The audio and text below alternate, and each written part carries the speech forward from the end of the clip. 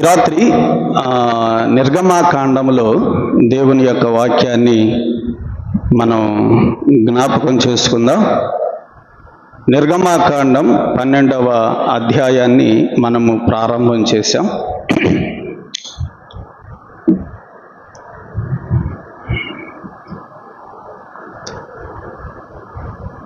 పదకొండు అధ్యాయాల వరకు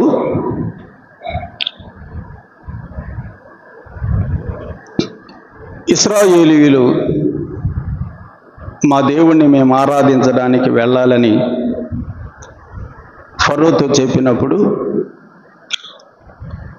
ఫరో అంగీకరించనందువలన దేవుడు తెగుళ్లను ఆ ఐగుప్తు దేశం మీదకి పంపినట్లుగా 11 అధ్యాయాలలో మనం చూసాం. 12వ అధ్యాయంలో దేవుడు మరొక శిక్షను ఐగుప్తు దేశం మీదకి పంపబోతున్నాడు. ఆ శిక్షతో ఐగుప్తు దేశములో నుండి ఇశ్రాయేలీయులు బయటికి వస్తారు. అయితే ఐగుప్తు దేశములో నుండి ఇశ్రాయేలీయులు బయటికి రావాలి అంటే వారికి విమోచన జరగాలి, వారి పాపమునకు పరిహారం కలగాలి. అందుకొరకై దేవుడు పస్కా పశువుని వధించాలి అనే విషయాలు 12వ అధ్యాయంలో జ్ఞాపకం చేశాడు. మొదటి నెలలో 10వ దినమున ఆ పస్కా పశువుని తీసుకుని వచ్చి వారి దగ్గర ఉంచుకోవాలి అని చెప్పాడు. ప్రతి కుటుంబానికి కూడా గొర్రె పిల్లను తెచ్చుకోమని చెప్పాడు. గొర్రె పిల్లనైనా మేక పిల్లనైనా 14వ దినము వరకు కూడా ఆ గొర్రె పిల్లను ఉంచిన తర్వాత 14వ తారీఖు సాయంత్రము దానిని వధించాలి అని చెప్పాడు. ఆ గొర్రె పిల్ల మన ప్రభువైన యేసుక్రీస్తు, పస్కా పశువు యేసుక్రీస్తే. కొరింథీ మొదటి పత్రిక 5వ అధ్యాయం 7వ వచనంలో కూడా మనం జ్ఞాపకం చేసుకుంటున్నాం. పౌలు వ్రాశాడు, క్రీస్తు అను మన పస్కా పశువు వధింపబడెను. కనుక నిర్గమాకాండం 12వ అధ్యాయంలో చెప్పబడిన ఆ పస్కా పశువు, ఆ పస్కా గొర్రె పిల్ల ఎవరు అంటే మన ప్రభువైనటువంటి యేసుక్రీస్తే. ఈ రాత్రి 8వ వచనము నుండి 11వ వచనము వరకు మనం ధ్యానం చేద్దాం. 8వ వచనము నుండి 11వ వచనము వరకు 7 వచనాల వరకు గొర్రె పిల్లను తీసుకొని రావాలని, 14వ దినమున సాయంకాలమున దానిని వధించాలని, దాని రక్తములో కొంచెము తీసి ప్రతి ఇశ్రాయేలీయుని యొక్క ఇంటి యొక్క ద్వారబంధానికి, నిలువు కమ్ములకు, అలాగే పైకమ్మికి పూయాలి అని దేవుడు చెప్పాడు. 8 నుండి 11 వచనాలలో ఆ గొర్రె పిల్లను వధించిన తరువాత ఆ గొర్రె పిల్లను ఎలా తినాలి, ఆ గొర్రె పిల్లను ఎప్పుడు తినాలి, ఆ గొర్రె పిల్లలో ఏ ఏ అవయవాలు తినాలి, ఆ గొర్రె పిల్లను తినేటప్పుడు తినేవారు ఎలా ఉండి తినాలి అనే విషయాలు 8, 9, 10, 11 4 వచనాలలో చెప్పాడు. గొర్రె పిల్లను తినే విధానమును గురించి ఈ రాత్రి మనం ఈ 4 వచనాలలో ధ్యానం చేయబోతున్నాం. 8వ వచనం, 9, 10, 11 4 వచనాలలో తినవలను తినవలను తినవలను అనే పదం 4 సార్లు ఉంటుంది. తినవలను అనే పదం ఒక్కసారి మాత్రం తినకూడదు అని ఉంటుంది. ఒకసారి ఆ 4 వచనాలు మనం చదువుదాం, గమనించండి. 8వ వచనం, ఆ రాత్రియే వారు అగ్ని చేత కాల్చబడిన ఆ మాంసమును పొంగని రొట్టెలను తినవలెను, చేదు కూరలతో దానిని తినవలెను, దాని తలను, దాని కాళ్లను, దాని అంత్రములను అగ్నితో కాల్చి దానిని తినవలెను. దానిలో ఉడికి ఉడకనిది అయినను నీళ్లతో వండబడినదైనను తినకూడదు. ఉదయకాలము వరకు దానిలో ఏదియు మిగిలింపకూడదు. ఉదయకాలము వరకు దానిలో మిగిలినది అగ్నితో కాల్చివేయవలెను. మీరు దానిని తినవలసిన విధము ఏదనగా, మీ నడుము కట్టుకొని, మీ చెప్పులు తొడుగుకొని, మీ కర్రలు చేత పట్టుకొని త్వరపడుచు దానిని తినవలెను. అది యెహోవాకు పస్కా బలి. తినవలెను అనే పదం 4 పర్యాయాలు మనం చదువుతున్నాం.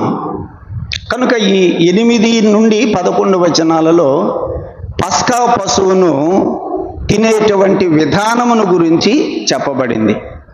ఈ 4 వచనాలలో ఈ రాత్రి 4 విషయాలు మనం ధ్యానం చేద్దాం. అసలు తినడము అంటే ఏంటి? పస్కా పశువుని తినాలి. ఆ పస్కా పశువు ఎవరని చెప్పుకున్నాం మనం? ఎవరా పస్కా పశువు? యేసు ప్రభు. అట్లాగే ఇప్పుడు యేసు ప్రభువును మనం ఏం చేయాలి? తినాలి. యేసు ప్రభువుని తినటం అంటే ఏంటి? యేసు ప్రభువుని తినటం అంటే ఎట్లా తినాలి యేసు ప్రభువుని? యేసు ప్రభు ఏం చెప్పాడో ఒక మాట చదువుదాం. యోహాను సువార్త 6వ అధ్యాయం. యోహాను సువార్త 6వ అధ్యాయం 47వ వచనం. యోహాను సువార్త 6వ అధ్యాయం 47వ వచనం. విశ్వసించువాడే నిత్య జీవము గలవాడు. ఒక వ్యక్తి నిత్య జీవము పొందాలి అంటే ఏం చేస్తే నిత్య జీవము? యేసు ప్రభువునందు విశ్వాసము ఉంచితేనే నిత్య జీవం. విశ్వసించువాడే నిత్య జీవము గలవాడు. జీవాహారము నేనే. మీ పితరులు అరణ్యములో మన్నాను తినినను చనిపోయిరి. దీనిని తినువాడు చావకుండునట్లు పరలోకము నుండి దిగి వచ్చిన ఆహారము ఇదే అన్నాడు. దేనిని చూపించి అంటున్నాడు యేసు ప్రభు ఇదే అని? దీనిని తినువాడు అని యేసు ప్రభు దేనిని చూపించి అంటున్నాడు ఆ మాట? మళ్ళీ చదువుతున్నాను చూడండి, 49. మీ పితరులు అరణ్యములో మన్నాను తిన్నారు, తినినను చనిపోయారు. 50లో ఏమన్నాడు? దీనిని తినువాడు చావకుండునట్లు పరలోకము నుండి దిగి వచ్చిన ఆహారము ఇదే అన్నాడు. దేనిని చూపించి అంటున్నాడు? యేసు ప్రభువు తనను తానే చూపించుకుంటున్నాడు. దీనిని తినువాడు ఏం కాడు? చనిపోడు. చూడండి ఏమన్నాడు? దీనిని తినువాడు చావకుండానట్లు పరలోకములో నుండి దిగి వచ్చిన ఆహారము ఇదే అని యేసు ప్రభు తనను తాను చూపించుకుంటూ చెప్పాడు. అట్లాగైతే ఇప్పుడు యేసు ప్రభు కూడా ఏం చెబుతున్నాడు తనను గురించి? నన్ను ఏం చేయాలి? మీరు ఏం చేయమంటున్నాడు అక్కడ? తినాలి అంటున్నాడు. దీనిని తినవాడు అంటే నన్ను గనక తింటే మీరు చనిపోరు, మీరు నిత్య జీవము పొందుతారు అని యేసు ప్రభు చెబుతున్నాడు. మరి యేసు ప్రభువుని ఎట్ట తినాలి? యేసు ప్రభువుని తింటే మనకి నిత్య జీవము, అంతేనా? మరి తినడము అంటే ఏంటి? పైనే చెప్పాడు 47వ వచనం, విశ్వసించువాడు నిత్య జీవము గలవాడు. అలాగైతే యేసు ప్రభువుని తినడము అంటే యేసు ప్రభువునందు విశ్వాసము ఉంచడం, అది తినడము అంటే అర్థం. అంతేగాని యేసు ప్రభువుని తినటం అంటే అక్షరార్థంగా మాంసం తిన్నట్టు తినటం కాదు. యేసు ప్రభువుని తినడము అంటే యేసు ప్రభువునందు మనము విశ్వాసము ఉంచాలి. యేసు ప్రభువునందు విశ్వాసము ఉంచినప్పుడే మనం ఏమవుతాము? నిత్య జీవము పొందుతాము, రక్షించబడతాం. అది యేసు ప్రభువుని తినడము అంటే. తర్వాత ఏమన్నాడు చూడండి, పరలోకము నుండి దిగి వచ్చిన జీవాహారమును నేనే. ఎవడైనను ఈ ఆహారము భుజించితే, మళ్ళీ చెబుతున్నాడు ఈ ఆహారము అని. దేనిని చూపించి అంటున్నాడు ఈ ఆహారము అని? తననే. ఎవడైనను ఈ ఆహారము భుజించితే వాడు ఎల్లప్పుడూ జీవించును. అంటే దాని అర్థం, నా యందు గనక మీరు విశ్వాసము ఉంచితే మీరు ఎల్లప్పుడూ జీవిస్తారు. యేసు ప్రభువునందు విశ్వాసము ఉంచుట ద్వారా మాత్రమే ఒక వ్యక్తి నిత్యము జీవిస్తాడు. యేసు ప్రభువునందు విశ్వాసము ఉంచుట మాత్రమే ఒక వ్యక్తి రక్షించబడతాడు. యేసు ప్రభువునందు విశ్వాసము ఉంచుట మాత్రమే ఒక వ్యక్తి నిత్య జీవము పొందుతాడు. అలాగైతే యేసు ప్రభు ఇక్కడ నన్ను తినువాడు, దీనిని తినువాడు ఎన్నడూ చనిపోడు, వాడు నిత్యము జీవిస్తాడు అని యేసు ప్రభు ఇక్కడ చెబుతున్నాడు. అంటే అర్థం ఏంటంటే, నా యందు మీరు విశ్వాసము ఉంచండి. అలాగైతే ఇక్కడ తినడము అంటే అర్థం ఏంటి చెప్పండి? విశ్వాసము ఉంచడం. మరొక వచనం మనం చదువుకుందాం. మత్తయి సువార్త 26వ అధ్యాయం. మత్తయి సువార్త 26వ అధ్యాయం 26వ వచనం చూడండి. 26వ అధ్యాయం 26వ వచనం. వారు భోజనము చేయుచూ ఉండగా యేసు ఒక రొట్టెను పట్టుకొని దానిని ఆశీర్వదించి విరిచి తన శిష్యులకు ఇచ్చి, మీరు దీనిని తీసుకొని తినుడి, ఇది నా శరీరము అని చెప్పాను. ఇప్పుడు దేన్ని తినమంటున్నాడు యేసు ప్రభు? ఒక రొట్టెను పట్టుకొని ఇది నా శరీరము, దీనిని మీరు తినండి అన్నాడు. ఇప్పుడు దేన్ని తినమంటున్నాడు? రొట్టెను తినమంటున్నాడు. ఆ రొట్టెను తినమంటూ ఈ రొట్టె ఏమిటి అంటున్నాడు? ఇది నా శరీరము అంటున్నాడు. మనం కూడా రొట్టె తింటాం కదా. ఎప్పుడెప్పుడు తింటున్నాం మనం కూడా సంఘంలో? ప్రతి ఆదివారమున కదా. యేసు ప్రభువునందు విశ్వాసం ఉంచి బాప్తిస్మము పొందిన ప్రతి ఒక్కరు కూడా ప్రతి ఆదివారమున ప్రభు దినమున ఇక్కడ ఏం చేస్తున్నాం? మనం రొట్టెను తింటున్నాం. రొట్టెను తింటున్నాము అంటే ఆ రొట్టెను మనం చూచినప్పుడు ఏం జ్ఞాపకం చేసుకోవాలని? శరీరము, ఆయన శరీరమును జ్ఞాపకం చేసుకోవాలి. తర్వాత ఆయన ఒక పాత్రను పట్టుకున్నాడు, గిన్నె పట్టుకున్నాడు, కృతజ్ఞతాస్తుతులు చెల్లించన్నాడు, ఇది నా రక్తము అన్నాడు. ఇది నా రక్తము, అనేకుల పాప విమోచన కొరకై చిందింపబడుతున్న నిబంధన రక్తము, దీనిలోనిది మీరు త్రాగండి అన్నాడు. అలాగే ఇక్కడ కూడా తినడం సంగతి యేసు ప్రభు చెప్పాడు. దేనిని తినమన్నాడు? దేనిని తినమన్నాడు? రొట్టెను తినమన్నాడు. ఆ రొట్టె దేనిని సూచిస్తుంది? యేసు ప్రభు యొక్క శరీరమును సూచిస్తుంది. అలాగైతే ఇక్కడ యేసు ప్రభు యొక్క శరీరమును తినడము అంటే అర్థం ఏంటి?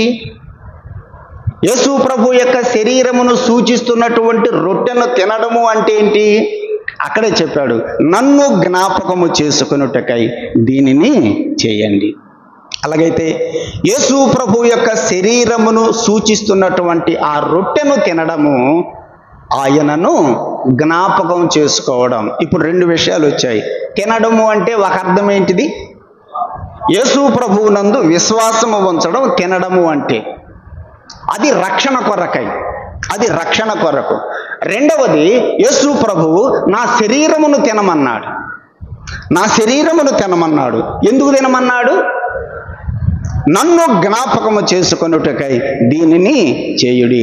ఆయనను జ్ఞాపకం చేసుకోవడానికి, ఆయనను జ్ఞాపకం చేసుకోవడానికి తినమన్నాడు. అలాగైతే తినడములో రెండవ అర్థం ఏంటంటే ప్రభువుని మనము జ్ఞాపకం చేసుకోవడం.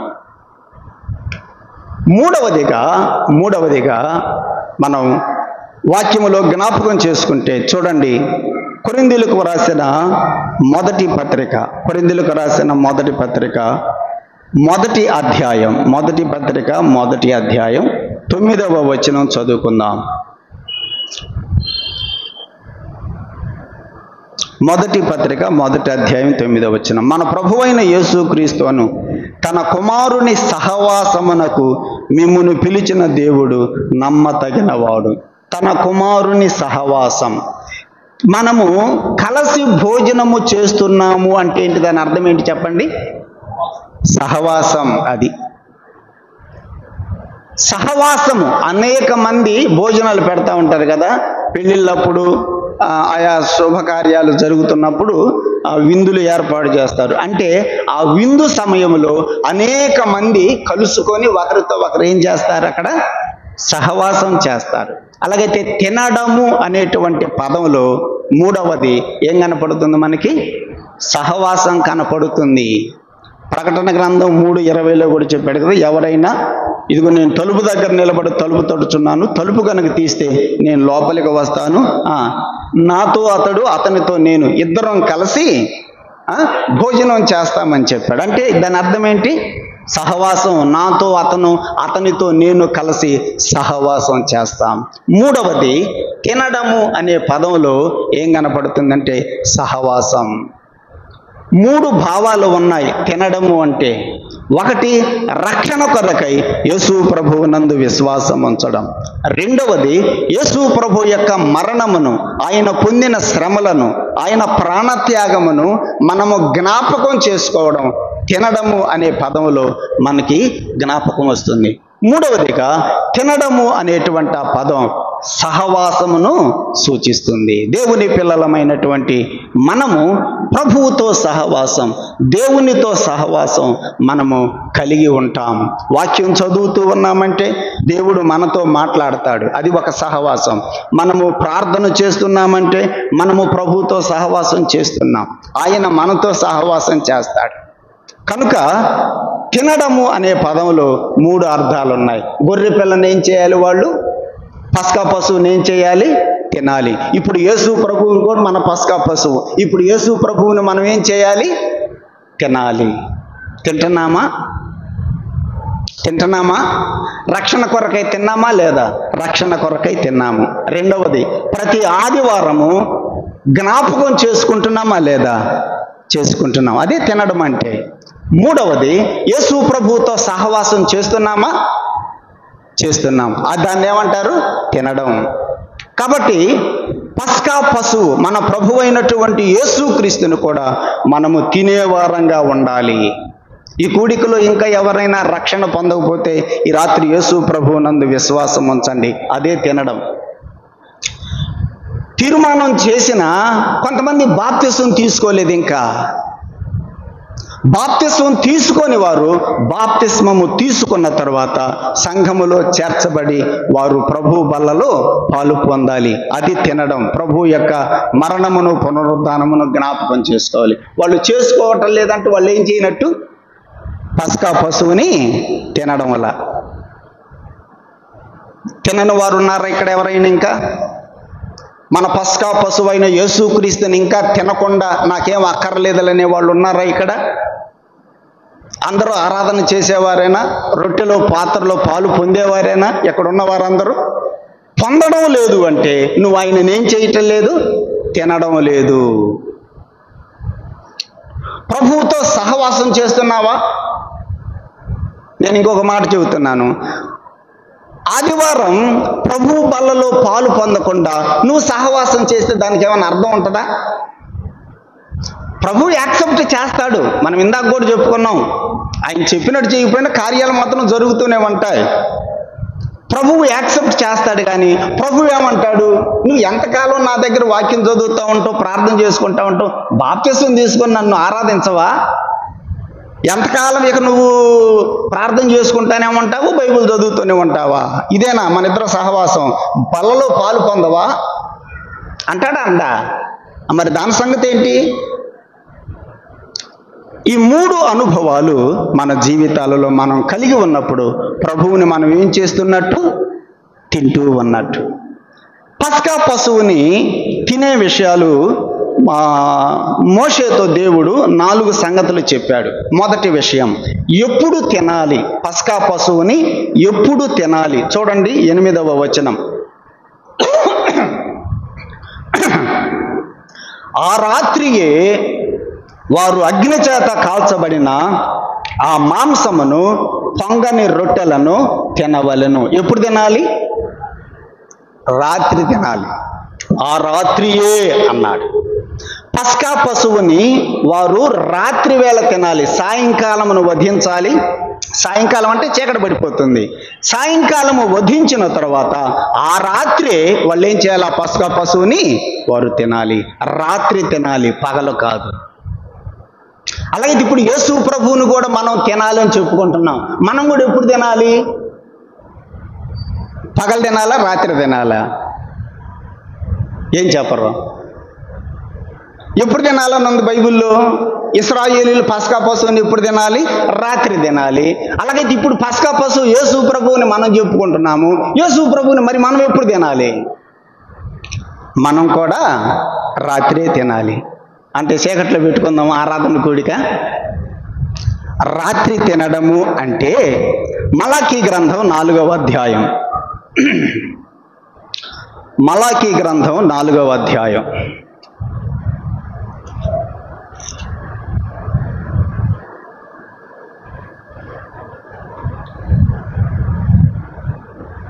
రెండవ వచనం చూడండి. 2వ వచనం, నా నామమందు భయభక్తుల గలవారగు మీకు నీతి సూర్యుడు ఉదయించును.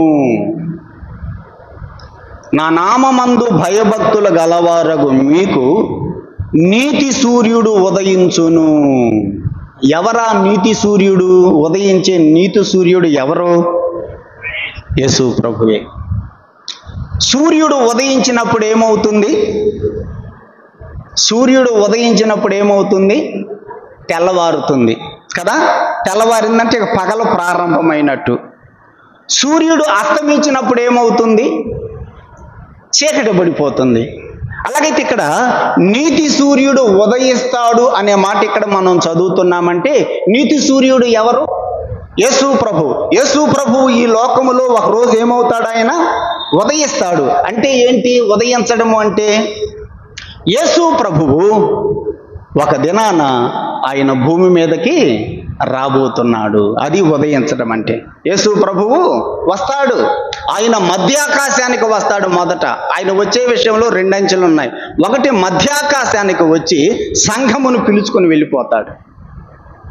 నీతి సూర్యుడైనటువంటి యేసు ప్రభువు ఉదయిస్తాడు. యేసు ప్రభువు ఉదయించాడు అంటే ఏమి ప్రారంభమైనట్టు? ఏం ప్రారంభమైనట్టు? పగలు ప్రారంభమైనట్టు. అట్లాగైతే యేసు ప్రభువు మధ్య ఆకాశానికి వస్తే ఏం ప్రారంభమవుతుంది? పగలు ప్రారంభమవుతుంది. యేసు ప్రభువు ఉదయించాడు, ఉదయిస్తాడు. మరి అస్తమించింది ఎప్పుడు? యేసు ప్రభు మన పాప పరిహారం కొరకై కలువరి శిలువలో ఆయన ఏమైపోయాడు? చనిపోయాడు, సమాధి చేయబడ్డాడు. 3వ దినమున లేచాడు. 40 దినముల తరువాత ప్రజలకందరికీ కనపడ్డాడు, అపోస్తులకు కనపడ్డాడు, అనేక మందికి కనపడ్డాడు. 40 రోజుల తర్వాత ఆయన ఆరోహణుడై పైకి వెళ్ళిపోయాడు. నీతి సూర్యుడైన యేసు ప్రభు మన కొరకు చనిపోయి పరలోకానికి వెళ్ళిపోయాడంటే యేసు ప్రభు ఏమైనట్టు? అస్తమించినట్టు. యేసు ప్రభు చనిపోయాడు అంటే దాని అర్థం ఏంటిది? నీతి సూర్యుడైన యేసు ప్రభు అస్తమించాడు, ఆయన ఆరోహణుడై వెళ్ళిపోయాడు. అది అస్తమించాడు. ఇంకొక రోజు ఏమవుతాడు? ఆయన ఉదయిస్తాడు. ఈ మధ్యకాలం ఏంటిది? అస్తమించినప్పటి నుండి ఉదయించే వరకు ఈ మధ్యకాలం ఏంటిది? చీకటి. అట్లాగైతే ఇప్పుడు మనందరం ఎక్కడున్నట్టు చెప్పండి? యేసు ప్రభు అస్తమించాడు 2024 సంవత్సరాల క్రితం. అప్పటి నుండి రేపు యేసు ప్రభు వచ్చే వరకు ఈ మధ్యకాలం అంతా ఏంటిది? చీకటి కాలం. ఇప్పుడు మనందరం ఏ కాలంలో ఉన్నట్టు? చీకటి కాలంలో ఉన్నాం. ఇదే చీకటి కాలం అంటే. ఈ చీకటి కాలములో ఈ రాత్రి వేళ మనం ఏం చేయాలి? ప్రభువుని తినాలి. యేసు ప్రభు చనిపోయి ఆరోహణుడై పరలోకానికి వెళ్ళిన నాటి నుండి అదే అస్తమించటం. అప్పటి నుండే చీకటి ప్రారంభమైంది, రాత్రి ప్రారంభమైంది. రేపు యేసు ప్రభు మన కొరకే మధ్యాకాశానికి వస్తాడు, నీతి సూర్యుడు ఉదయిస్తాడు, అప్పుడు పగలు ఏర్పడుతుంది. ఈ మధ్యకాలం అంతా చీకటి. అందుకనే రోమాపత్రిక 13వ అధ్యాయంలో పౌలు ఏమని వ్రాశాడో చూడండి. ఇప్పుడు ప్రస్తుతము ఉన్నటువంటి కాలము రాత్రి కాలము అని రోమాపత్రిక 13వ అధ్యాయంలో పౌలు వ్రాస్తూ ఉన్నాడు. మాట చదువుదాం. 13వ అధ్యాయం 12వ వచనం. రాత్రి చాలా గడచి పగలు సమీపముగా ఉన్నది అన్నాడు. అంటే ఏంటి దాని అర్థం? రాత్రి చాలా గడచి పగలు సమీపముగా ఉన్నది అంటే యేసు ప్రభు చనిపోయాడు. ఇక మళ్ళీ ఆయన యేసు ప్రభు వచ్చే రోజులు ఉన్నాయి. అదే పగలు సమీపంగా ఉండడము అంటే. యేసు ప్రభువు అస్తమించాడు సిలువలో, యేసు ప్రభు మరలా మన కొరకు ఉదయిస్తాడు. ఈ మధ్యకాలమే రాత్రి కాలం. అదే ఇక్కడ కూడా పౌలు చెబుతున్నాడు, రాత్రి చాలా గడిచిపోయింది, పగలు సమీపముగా ఉన్నది. పగలు సమీపంగా ఉందంటే యేసు ప్రభు త్వరలో వస్తాడు. తెస్సలోనికలకు రాసిన పత్రికలో కూడా యేసు ప్రభు రాకడను గురించి పౌలు రాశాడు. పేతురు పత్రికలో కూడా పేతురు రాశాడు యేసు ప్రభు యొక్క రాకడను గురించి. కనుక యేసు ప్రభు సిలువలో చనిపోయినప్పటి నుండి మరలా సంఘము కొరకు వచ్చే ఈ మధ్యకాలం అంతా కూడా ఏ కాలం ఇది? రాత్రి కాలం. మార్కు సువార్తలో, మార్కు సువార్త 13వ అధ్యాయం 35వ వచనం చూడండి. మార్కు సువార్త 13వ అధ్యాయం. యేసు ప్రభు కూడా మనుష్య కుమారుడు ఎప్పుడు వస్తాడు అనేటువంటి విషయాన్ని చెబుతూ అక్కడ 4 జాములను గురించి చెప్పాడు. ఏ జాములు చెప్పాడో మనం గమనించుదాం. 13వ అధ్యాయం 35వ వచనం. ఇంటి యజమానుడు ప్రొద్దు కృంగి వచ్చును, అర్ధరాత్రి వచ్చును, కోడి కూయునప్పుడు వచ్చును, తెల్లవారునప్పుడు వచ్చును, ఎప్పుడు వచ్చునో మీకు తెలియదు. ఏ జాములు చెప్పాడు? పగటి జాములు చెప్పాడా, రాత్రి జాములు చెప్పాడా? ఇక్కడ అర్థమైందా? ఇక్కడ ప్రభువు చెప్పినటువంటి ఆయన రాకడను గురించిన జాములు 4 జాములు చెప్పాడు. ఈ 4 జాములు పగటికి సంబంధించినయా, రాత్రికి సంబంధించినయా? ఇంటి యజమానుడు ప్రొద్దు కృంగి వచ్చును అన్నాడు. ప్రొద్దు కృంగేది ఎప్పుడు? 6 గంటలకి. అప్పుడు వచ్చాడా? రాలా. అర్ధరాత్రి వచ్చును. అర్ధరాత్రి అంటే చాలా కాలం గడిచిపోయింది. అప్పుడు వచ్చాడా ప్రభు? రాలా. తర్వాత ఏమన్నాడు? కోడి కూయినప్పుడు వచ్చును. కోడి కూయటం అంటే మిషనరీలు కోతలు కూశారు. అనేక దేశాల నుంచి మన దేశాన్ని కూడా వచ్చి సువార్త ప్రకటించారు. కోళ్ళు కూసినట్టు కూశారు. అప్పుడు వచ్చాడు ప్రభు? అప్పుడు రాలా. తర్వాత ఏమంది? తెల్లవారునప్పుడు వచ్చును. ఇప్పుడు ఆ కాలం, తెల్లవారు పోయే కాలం. యేసు ప్రభు చెప్పిన ఈ 4 జాములు కూడా యేసు ప్రభు సిలువలో చనిపోయినప్పటి నుంచి మరలా వచ్చే వరకు మధ్య కాలానికి సంబంధించినది ఇది. అలాగైతే ఇప్పుడున్న కాలం అంతా ఏ కాలం చెప్పండి? ఇప్పుడున్న కాలం ఏ కాలం? చీకటి కాలం, రాత్రి కాలం. ఈ రాత్రి వేళ మనము కూడా ఎవరిని పూజించాలి, ఎవరిని తినాలి? మన పస్కా పశువైన యేసు ప్రభువుని మనము తినవలసిన వారంగా ఉన్నాం. ఇదే చీకటి కాలం. రాత్రి కాలం అంటే ఇదే. పస్కా పశువుని ఆనాడు ఇశ్రాయేలీలు ఆ రాత్రియే తినాలి అని చెప్పాడు. ఈనాడు మనం కూడా మన ప్రభువైన యేసుక్రీస్తుని రాత్రి కాలమైనటువంటి ప్రస్తుత లోకములో మనమందరం కూడా ప్రభువుని కదా తింటూ ఉన్నాం. ఆయనను రక్షణ కొరకై విశ్వసించాం. ప్రతి ఆదివారమున ఆయన యొక్క మరణమును పునరుద్ధానమును మనము జ్ఞాపకం చేసుకుంటూ ఉన్నాం. ప్రతి దినము కూడా ప్రభువుతో మనము సహవాసం చేస్తూ ఉన్నాం. రాత్రి కాలములో ఆ పస్కా పశువుని తినాలి. రెండవదిగా మనం చూస్తే పస్కా పశువుని ఎలా తినాలని చెప్పాడో చూడండి. 8వ వచనం. ఆ రాత్రియే వారు అగ్ని చేత కాల్చబడిన ఆ మాంసమును, పొంగని రొట్టెలను తినవలెను, చేదు కూరలతో దానిని తినవలెను. ఎలా తినాలో చెప్పాడు. తినవలసింది ఎప్పుడు? రాత్రి వేళ తినాలి. ఎలా తినాలి? ఎలా తినాలి? అగ్ని చేత కాల్చబడిన మాంసమును తినాలి. అగ్ని చేత కాల్చబడిన మాంసమును తినాలి. ఆ పస్కా పశువు దేంతో కాల్చాలి? అగ్ని చేత కాల్చాలి. అలాగైతే మన ప్రభువైనటువంటి యేసుక్రీస్తు కూడా, మన ప్రభువైన యేసుక్రీస్తు కూడా అగ్ని లాంటి మహాశ్రమలను అనుభవించి ఆయన మన కొరకు ఏమైపోయాడు? కాల్చివేయబడ్డాడు, చనిపోయాడు. అగ్ని చేత కాల్చడము అంటే మన ప్రభువైన యేసుక్రీస్తు పొందినటువంటి మహాశ్రమలు, ఆయన పొందినటువంటి హింసలను తెలియజేస్తుంది ఆ పదం. యేసు ప్రభువు కూడా కదా ఇన్ని శ్రమలను ఆయన అనుభవించి మన కొరకు చనిపోయాడు. పస్కా పశువుని అగ్ని చేత కాల్చి దాని మాంసమును తినాలి. అలాగైతే మన ప్రభువైన యేసుక్రీస్తు కూడా అగ్ని చేత కాల్చివేయబడ్డాడు. ఏ అగ్ని? మహాశ్రమలు అనేటువంటి అగ్ని. యేసు ప్రభువు పొందినటువంటి శ్రమలు ఎంత వేదనకరమైనవో మనకి తెలుసు ప్రియులారా. అటువంటి శ్రమలను ఆయన అనుభవించాడు. అగ్ని చేత కాల్చబడిన ఆ మాంసము ప్రభువు పొందిన శ్రమలను తెలియజేస్తుంది. రెండవదిగా పొంగని రొట్టెలను తినవలెను అన్నాడు. ఆ మాంసమును దేనితో కలుపుకొని తినాలి? పొంగని రొట్టెలతో. పొంగని రొట్టె, పొంగే రొట్టె కాదు, పొంగని రొట్టెలు అన్నాడు ఇక్కడ. మనకు పొంగే రొట్టెలు ఇష్టమా, పొంగని రొట్టెలు ఇష్టమా? పూరీలు ఎంత బాగా పొంగితే కదా మనం అంతగా ఇష్టపడి తింటాం. మనకు పొంగడం అంటే మనకి ఇష్టం, కానీ యేసు ప్రభువుకి పొంగడం అంటే ఇష్టం లేదు కదా. పొంగడం ఆయనకి ఇష్టం లేదు, అణిగి ఉండటం ఆయనకి ఇష్టం. బాగా పొంగితే మనకిష్టం. పూరీల షాప్కి వెళ్ళినప్పుడు బాగా అణిగిపోయిన పూరీలు ఉంటాయి, బాగా ఉబ్బిన పూరీలు ఉంటాయి. ఏం కోరుకుంటాం మనం చెప్పండి? బాగా ఉబ్బిన పూరీలు ఉంటాయి, బాగా అణిగిపోయిన పూరీలు కూడా ఉంటాయి. ఏం కోరుకుంటాం మనం? అణిగిపోయినవి, బాగా ఉబ్బిని కోరుకుంటాం, పొంగిని. మనకు అది ఇష్టం. ప్రభువుకి ఏది ఇష్టం అంటే పొంగని రొట్టెలు. ఆయనకు పొంగు అంటే ఇష్టం ఉండదు. పొంగకుండా అణిగి ఉండటం ఆయనకి ఇష్టం. అణుకువగా ఉండటం ఆయనకి ఇష్టం. తగ్గించుకొని ఉండటం ఆయనకు ఇష్టం. కొరింథీయులకు రాసిన మొదటి పత్రిక చూడండి. పొంగు అనేది గర్వాన్ని తెలియచేస్తూ ఉంది.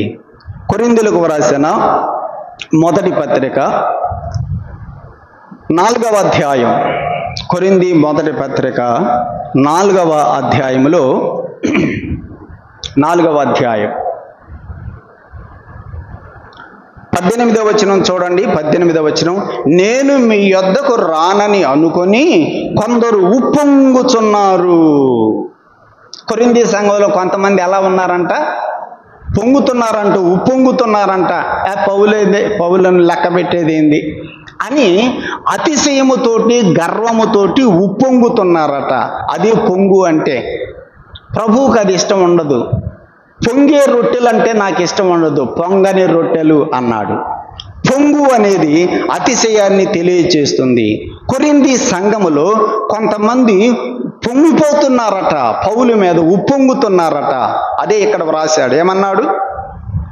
నేను మీ యొద్దకు రాను అని అనుకొని కొందరు ఉప్పొంగుచున్నారు. 19వ వచనం, ప్రభువు చిత్తమైతే త్వరలోనే మీ యొద్దకు వచ్చి ఉప్పొంగుచున్న వారి మాటలను కాదు, వారి శక్తి ఏంటో నేను తెలుసుకుంటా అన్నాడు. చెప్పండి, పొంగు దేనిని తెలియచేస్తుంది?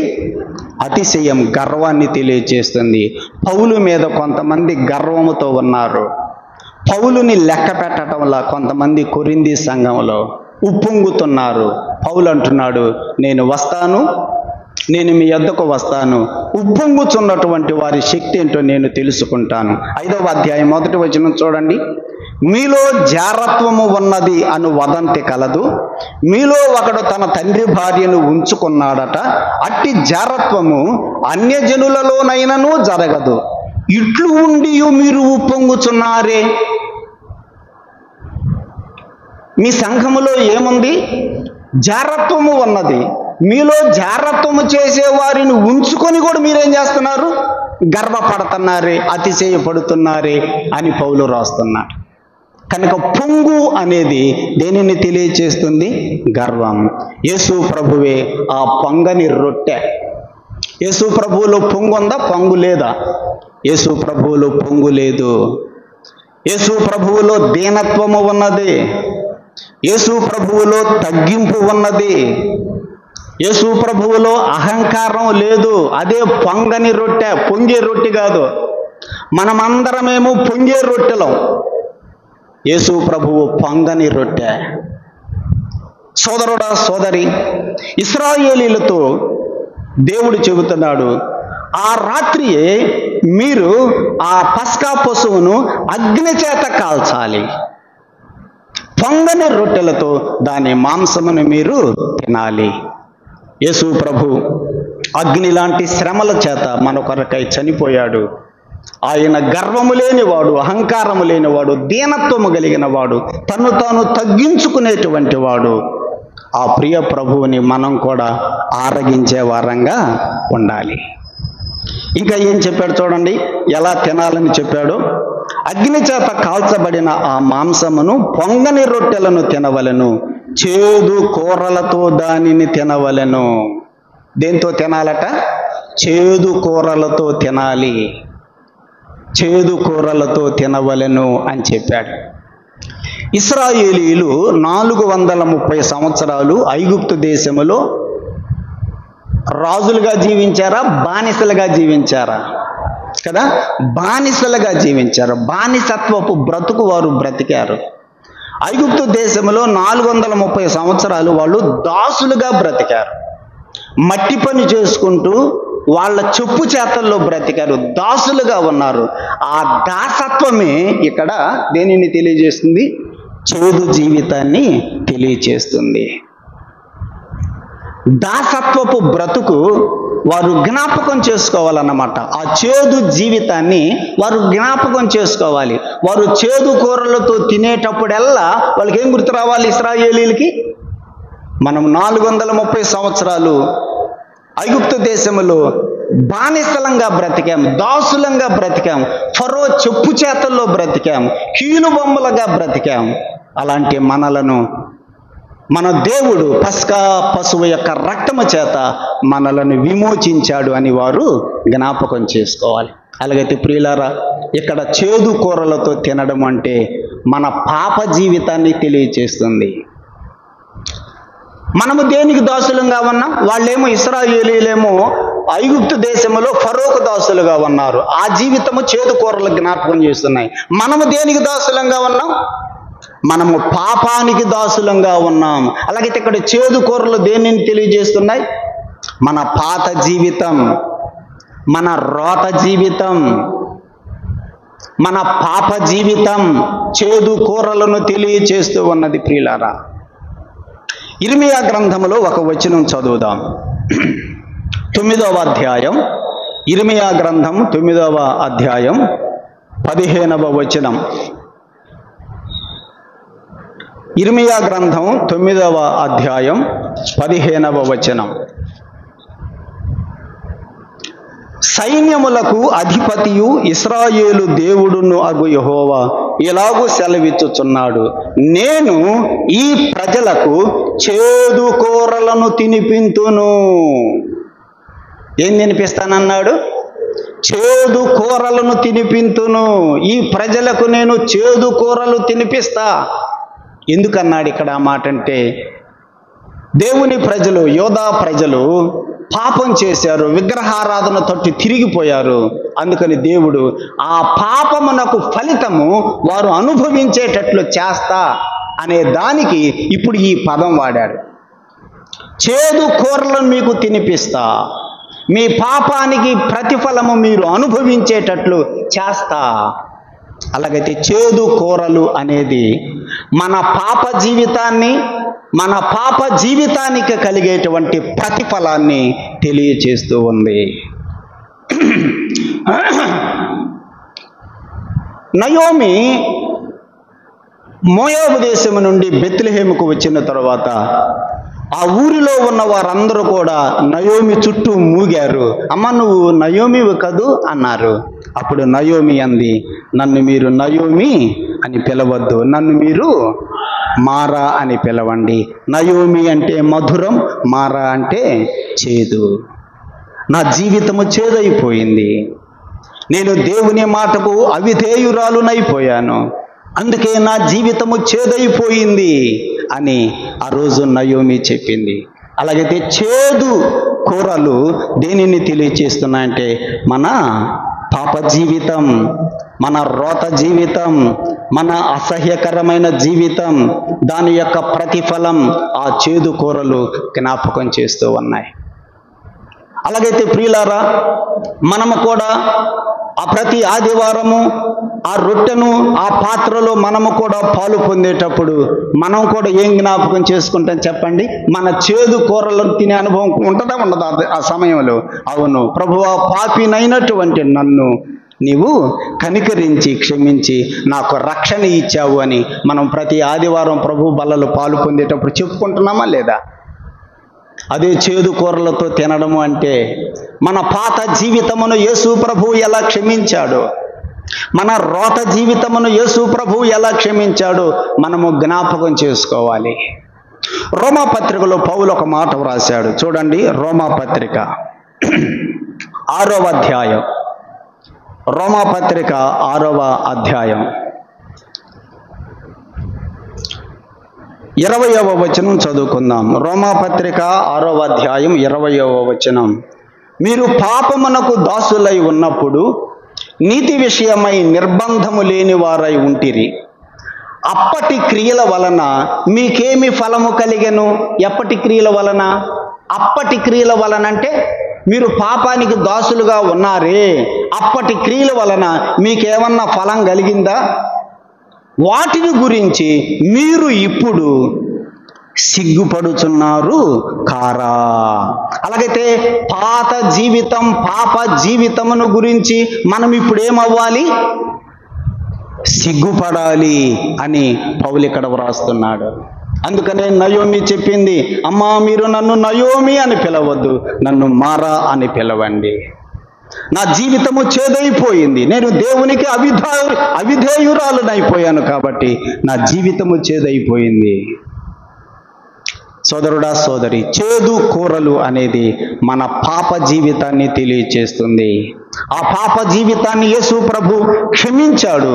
ఆయన కృప చూపి ఆ పాపము నుండి మనలను విమోచించాడు. ఆ పాప జీవితము మనకి జ్ఞాపకము వచ్చేటప్పుడల్లా మనం ఏం చేయాలి? ఏం చెప్పాడు పౌలు? సిగ్గుపడుచున్నారు కారా అన్నాడు. సిగ్గుపడాలి. కొంతమంది పాప జీవితాన్ని బట్టి అతిశయపడేవారు ఉన్నారు. నేను రోజుకి ఎన్ని సిగరెట్లు తాగేవాడిని తెలుసా అంటే దాన్ని సిగ్గుపడుతూ చెబుతున్నాడా, అతిశయంగా చెబుతున్నాడా? విన్నారా మీరు ఎప్పుడన్నా ఇట్లాంటి మాటలు? నేను రోజుకి ఎన్ని సిగరెట్లు తాగేవాడిని తెలుసు అంటారా? అదేంటి పెద్ద గొప్పగా చెప్పుకుంటాడు. నేను బాటిల్ ఎత్తానంటే అంటాడు. అంటే సిగ్గుపడుతున్నాడా, గర్వంగా చెప్పుకుంటున్నాడా? పౌలు రాస్తున్నాడు, మన పాప జీవితాన్ని బట్టి మనం ఇప్పుడు ఏం కావాలి? సిగ్గుపడాలి. అయ్యో నేను ఆ రోజు ఆ పాపం ఎట్ట చేశానా? అయ్యో నేను ఆ రోజు ఆ మాటలు ఎట్లా అన్నానా? అయ్యో నేను ఆ రోజు ఈ కార్యము ఎట్లా చేశానా అని మనము జ్ఞాపకం వచ్చినప్పుడల్లా మనం ఏమవ్వాలి? సిగ్గుపడాలి. చేదు కూరలతో తినడం అంటే మన పాప జీవితం, అసహ్యకరమైన జీవితం. సిగ్గుపడుతూ ప్రభువు ఎలాగో క్షమించాడు మనం జ్ఞాపకం చేసుకోవాలి. ప్రియులారా, పస్కా పశువుని గురించి దానిని ఎలా తినాలో 8 నుండి 11 వచనాలలో దేవుడు మోషేకు తెలియచేస్తూ ఉన్నాడు. ఎప్పుడు తినాలో తెలియచేశాడు, ఎలా తినాలో తెలియచేశాడు. ఎప్పుడు తినాలి? రాత్రి తినాలి. రాత్రి తినాలి. ఇప్పుడు యేసు ప్రభువును కూడా మనం ఎప్పుడు తింటున్నాం? రాత్రే. రాత్రి అంటే ఏంటి? యేసు ప్రభు చనిపోయినప్పటి నుంచి మరలా ఆయన వచ్చే వరకు ఈ మధ్యకాలం అంతా రాత్రే, చీకటే. ఈ లోకమంతా చీకటే, ఇప్పుడున్న కాలం అంతా చీకటే. ఈ చీకటి లోకములో మన ప్రభు అయిన యేసుక్రీస్తుని మనము తినాలి. తినాలి అంటే ఆయన మరణ పునరుద్ధానములను జ్ఞాపకం చేసుకుంటూ ఆయనతో సహవాసం మనం చేస్తూ ఉండాలి. ఎలా తినాలి? అక్కడే చెప్పాడు కదా, మీరు అగ్నితో కాల్చబడిన మాంసము, సిలువలో మన కొరకు శ్రమలు పొంది చనిపోయినటువంటి ఆ యేసు ప్రభువుని పొంగని రొట్టెలతో తినాలి. గర్వము లేకుండా, అహంకారం లేకుండా, తగ్గింపు జీవితము కలిగి మన ప్రభువుని మనము ఆరాధించే వారంగా ఉండాలి.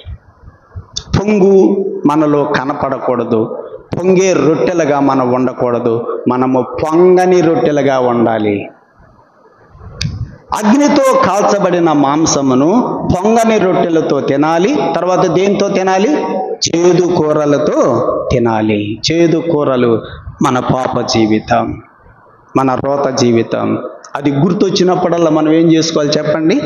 అతిశయించకూడదు, సిగ్గుపడాలి.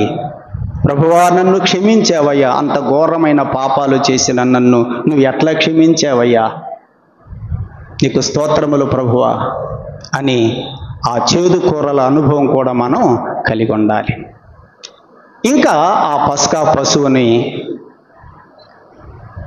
ఏ ఏ అవయవాలు తినాలో, తినేటప్పుడు ఎలా ఉండి తినాలో మిగిలిన వచనాలలో ఉన్నాయి. మనము మిగిలిన వచనాలను ఈసారి ధ్యానం చేద్దాం, ప్రార్థన చేద్దాం. ప్రార్థన.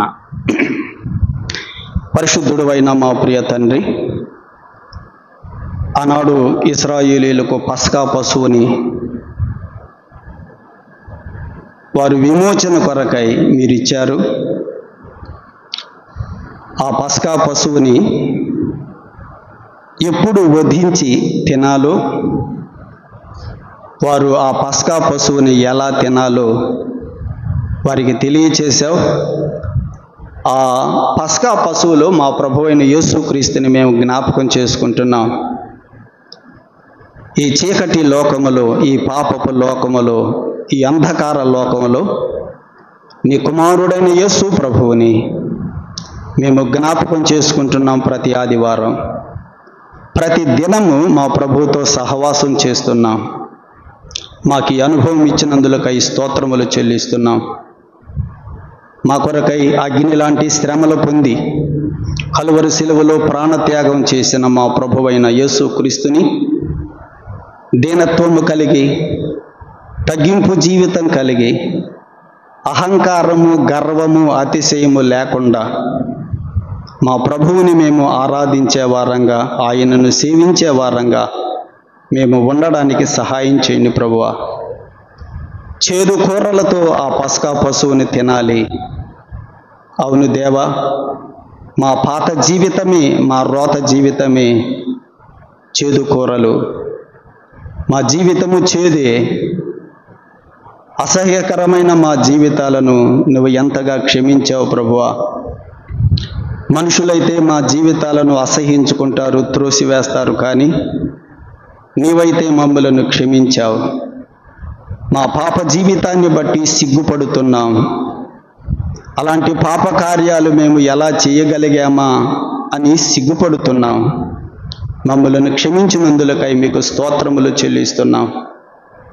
నీ పిల్లలమైన మేము నమ్మకంగా, పరిశుద్ధంగా, పవిత్రత కలిగి, నీకు ఇష్టలంగా ఈ అంధకార లోకములో మేము జీవిస్తూ నిత్యము మీతో సహవాసము కలిగి మీలో ఆనందించే భాగ్యము మాకు దయచేయమని, ఈ రాత్రి ఈ మాటలను మా అందరి కొరకై దీవించుమని మీ ప్రియమైన కుమారుడు, మా రక్షకుడు ప్రభువైన యేసుక్రీస్తు నామమున స్తోత్రములు చెల్లించి వేడుకొనుచున్నాము తండ్రి. ఆమేన్. కూడిక ముగించబడింది. అందరికీ వందనాలు. సెలవు తీసుకుందాం.